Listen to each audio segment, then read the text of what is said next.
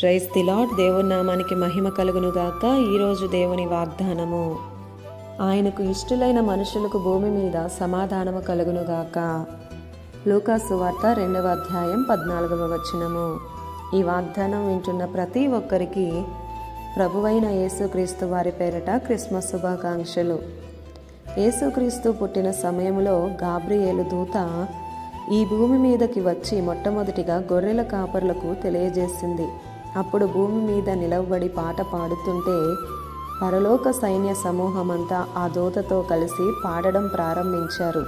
అంటే పరలోకం భూలోకం కలిసి పాడుతున్నారు. సర్వోన్నతమైన స్థలములలో దేవునికి మహిమయు, ఆయనకిష్టులైన మనుషులకు భూమి మీద సమాధానము కలుగునుగాక అని.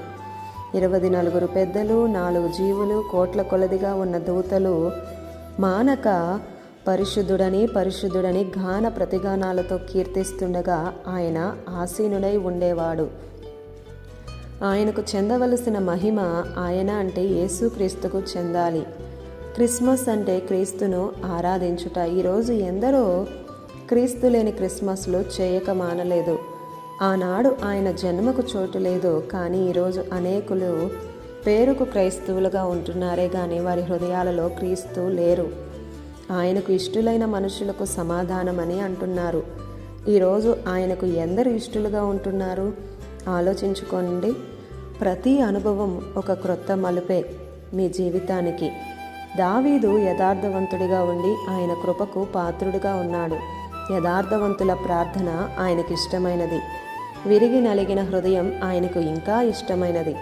ఈ క్రిస్మస్ వేళలో యథార్థతతో నీ హృదయం ఆయనకివ్వు. అప్పుడు నీకు సమాధానము కలుగుతుంది. ఈరోజు ఎందరో ఎంత దర్జాగా ఉన్నా వారిలో సంతోషం, సమాధానం అనేది లేదు.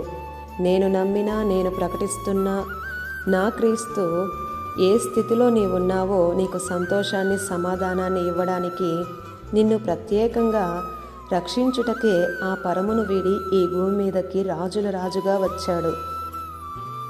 ఈ వాగ్దానం వింటున్న ప్రతి ఒక్కరికి ఈ క్రిస్మస్ రోజునే కాదు, రానున్న దినాలలో కూడా ఆయన ఇచ్చు సమాధానం సమృద్ధిగా ఉండునుగాక. ఆమేన్.